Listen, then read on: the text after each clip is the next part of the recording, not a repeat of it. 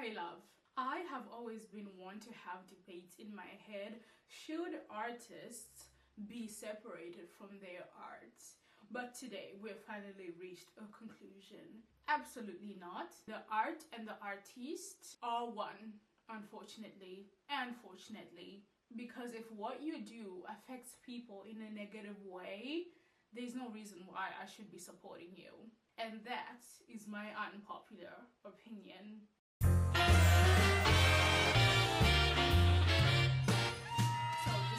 My random thoughts, not necessarily facts or anything like that. Again, they are just unpopular opinions. As you've clicked on this video, you know what the topic is about, and I just feel like the era of blind loyalty is finally in decline, where people are just not following people or like supporting businesses who have questionable things that they do behind the scenes. We want to know, and if you are doing things that really actively harm people, we are no longer supporting you, and that is where we are headed. Again, if you don't know why I'm looking this way, watch the previous video, then you understand. But anyway, let's just get right into it. Technology and media. I feel that, I'm going to be using the word feel a lot, probably triggering to other people, because I should be saying facts. No, I feel that technology and social media obviously can be good and bad, but within this video it's definitely very good, because now we are not relying solely on TV presenters or like the morning shows or like the news or like tabloids and stuff like that to get inside scoops in what happens in these secret societies and these businesses. Now we can rely on actual people that have had first-hand accounts with said businesses or said persons, where we can get more accurate information of how things are done behind the scenes, and we can make a constructive decision to determine whether we are going to continue supporting them or not. And I think that's a damn good thing, honestly. And I might feel this way because I am one who's not in the public eye. Well, we have like, 5 people watching here? Right, hi to you. But like, would I feel differently if I was in that position? Probably yes, because I'm the 1% and I don't see people as people. I see them as the commoners and I'm above. So obviously, yeah, I'll definitely feel different. But I'm not saying this in a way of let's invade people's privacies. I hope you have the common sense to understand that part. That's not what we're going for here. We are talking about businesses like, Balenciaga, stuff like that. If you know the rest, certain celebrities who support certain genocides happening. That's where we're headed for in this video. Where it's like, okay, you did that, and it's really, right now at this very moment, is actively contributing to mass for a lot of people. So therefore, no, we're not going to support you. Not only that, there's certain like moral, immoral things that a lot of people are being exposed for, a lot of businesses, and it's like, no, we just don't vibe with that anymore. And definitely thanks to social media, definitely. And I know some people, like I was seeing on Reddit, researching this, well, not really researching, but just seeing if people agree with what I'm saying, and this Reddit user was like, oh, I hate this council culture so much. I hate this generation, because back then I could be racist. You literally said I could be racist and like it'll be fine. We just like fight it out man to man, I'm like, sir, that's another point where people think that things are more like sensitive, like people are more sensitive nowadays. Have you looked in your history books how sensitive people were? Let's talk about that for a second. I mean, people, political wise, people would disappear if they spoke against whatever or whoever was in power. They would disappear. They would be sent to the gulags. People would be unalived. People, activists, women, movements, feminism, all that, those women that stood up were not the society's favorites. The reason why some people can even speak nowadays because of what those people did back then. They spoke out and no one liked it. The people, the majority of people didn't like it when that was happening. So you have to look at yourself like, why are you so against progression? You know, and people will be like, I wish I was back then. I was like, no, you probably would not have, or maybe you would, but like, especially when I see black men speaking out like, oh, women, I wish I lived back in the past. I'm like, do you know where you stood in the past? You know, there's certain people that always speak like, you know. I'm like, no. Trust me, you definitely prefer how it is right now. And people are like, oh yeah, now we can't say anything nowadays. Could you say anything back then too? Could you? No, you could not just say anything. You really could not.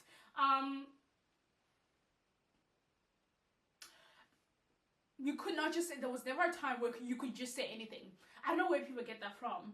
Are we getting off topic? Probably, yeah. But like, we'll get into that later on. But we live in such a weird world, don't we? All this time I was speaking and my mic was off. Also, the stands are dismantling the stands, the fandoms and stuff like that. That is something that I never thought I would have seen happen in real life. Someone who's a hardcore stan not being a stan anymore. Have you actually ever met a stan in real life? They're actually quite scary, if you ask me. Like, they really are. I have met a Taylor Swift stan and I've not recovered since. I've not recovered.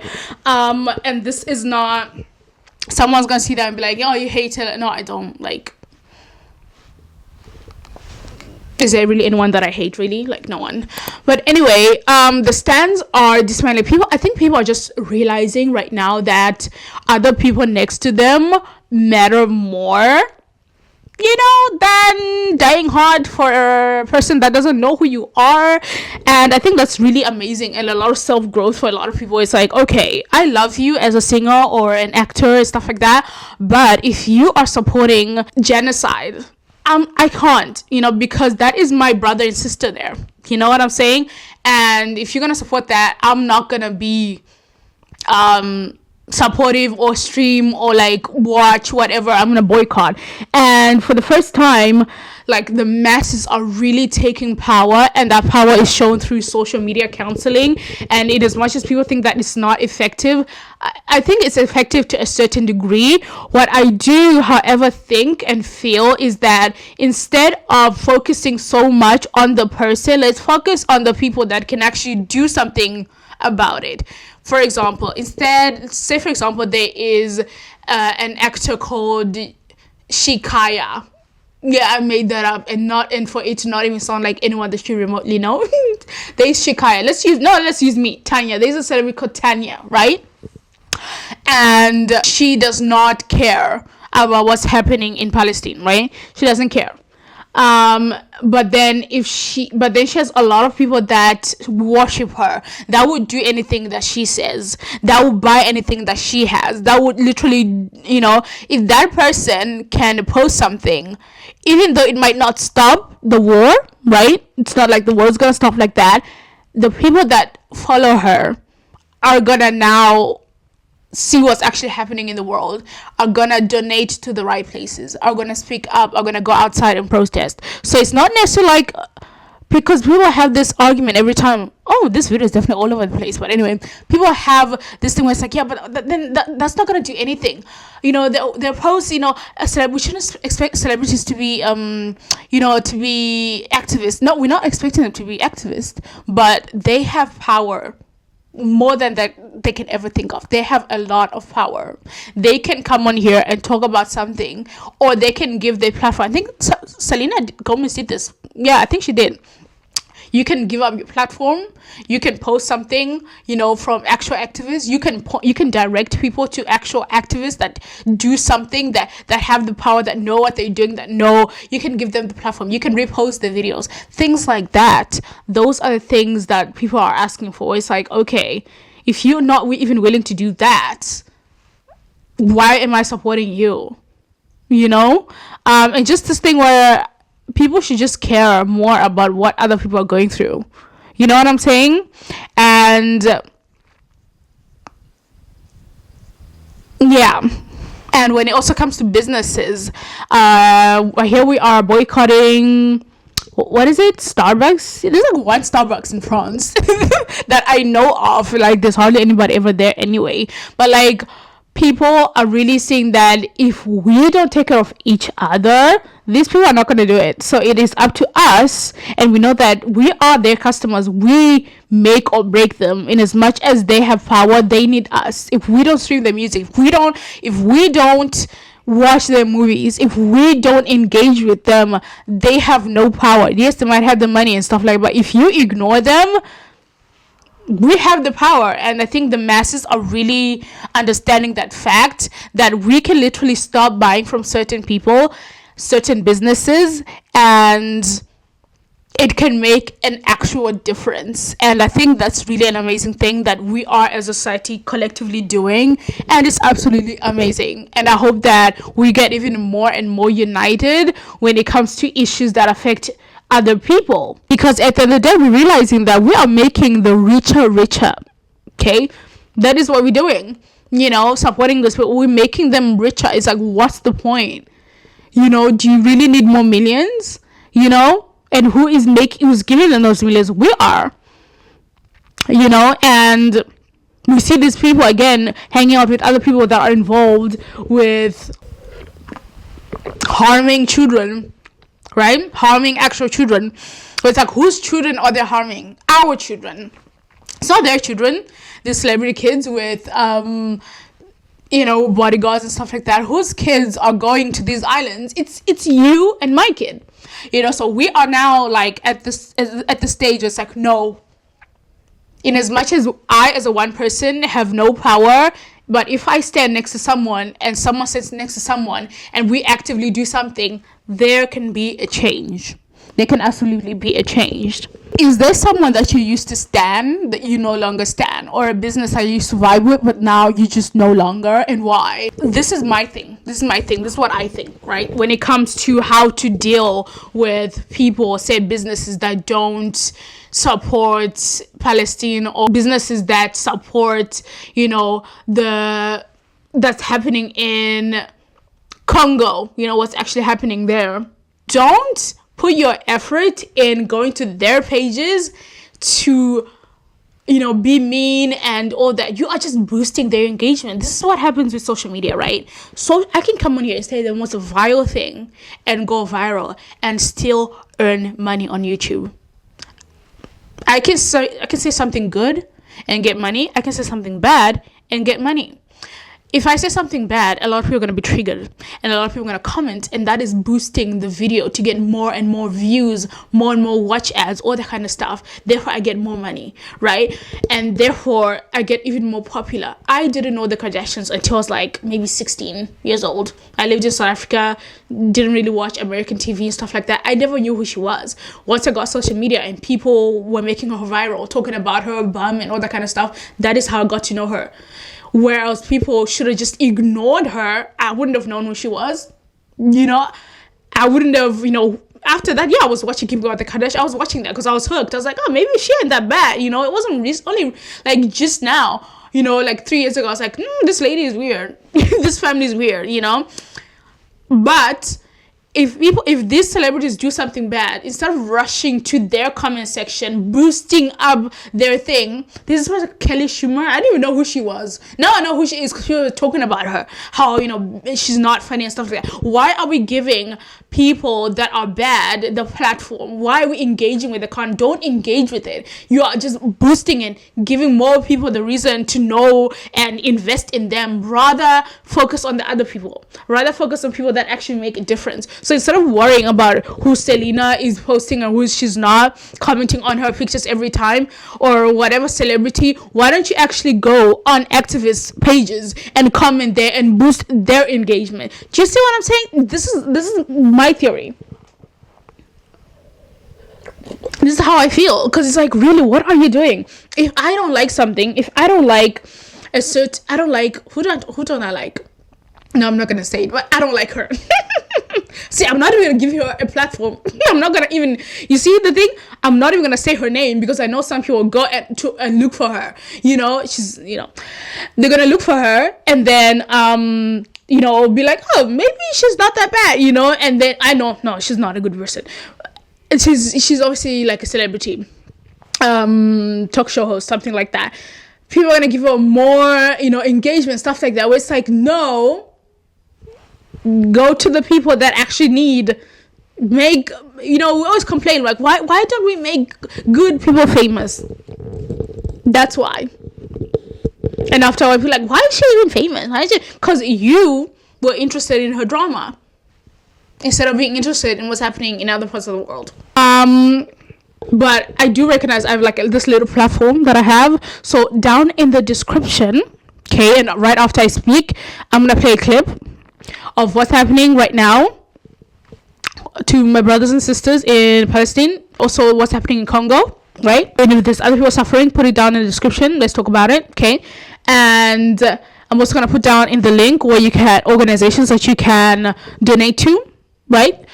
Where you can read about it, where you can know what you can personally do, right? Boycotting, all that kind of stuff. What you can, because people always ask, what can I do? There's always something that you can do. I'm gonna put it down in the description, okay? And then we're not gonna worry about who's not. We're not gonna worry about who is not. We're gonna worry about who is, who can, right? Which is you and me, right? We can do something, a little bit something. But yeah, those are just like my random thoughts that probably have like no basis or anything. If you agree, tell me if you agree. If you don't agree, I'd love to hear your thoughts, and sending out my prayers to what's happening over there in Palestine. Yeah, see you guys next time. Bye. What you see behind me are the Congolese people being forced to mine natural resources, especially coltan, out of their own free will. And this is being enforced by the militia group of Rwanda and Uganda that is funded by the colonizers, America, Britain, France, and Israel. This is what these people are going through every single day of their lives. This is what's happening. And anyone that refuses to do this, you get either unalived, or if you're a woman or a girl, you're going to be hourly. Like literally, the soldiers take turns to basically assault young women and grown women over and over and over again.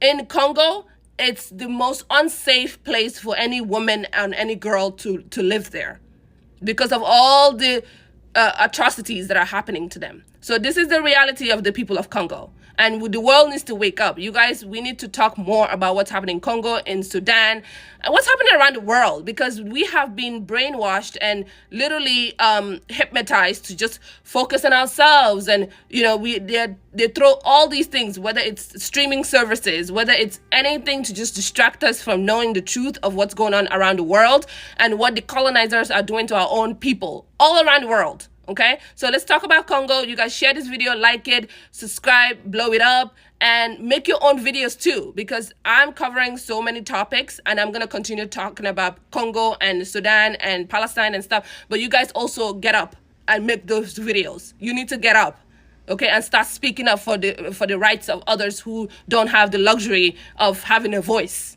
So let's do it together, okay? These people need us. This is inhumane. This is inhumane.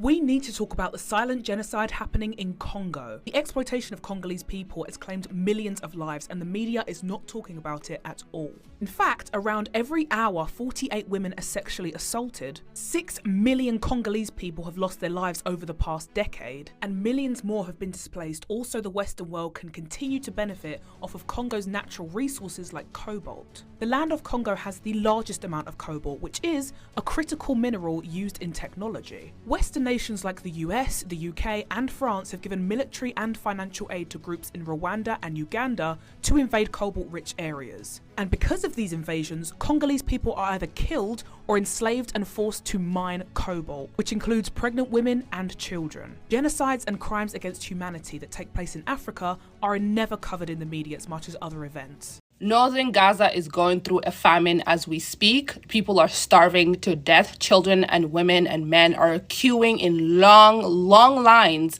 to get some type of food to eat and feed their families every single day. Now, we need to remember, this is not a natural cause famine. This is not something that it was just a natural disaster. No, this is an intentional starvation of innocent people in northern Gaza, in Gaza in general, especially northern Gaza. The Israeli forces have blocked 8 trucks to enter southern Gaza, not talk less of northern Gaza. It doesn't even get to northern Gaza, okay? As we speak, they're creating buffer zone. They're building a buffer zone to divide the south from the north, to create checkpoints, okay? So no one can access northern Gaza. These people will just be left to starve to death, okay? And it's just so baffling to me and so infuriating to me that we are still here after 140 something days of genocide towards these innocent people, and they don't have food, no water. And this woman, I'm about to show you an interview, and she was like, death is better than the condition they are going through in northern Gaza right now.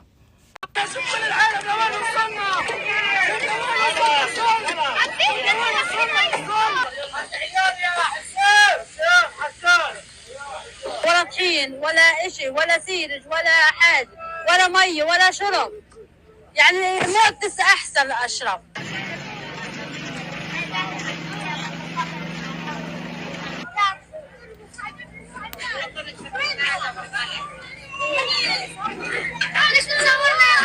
وين بدنا نعيش احنا؟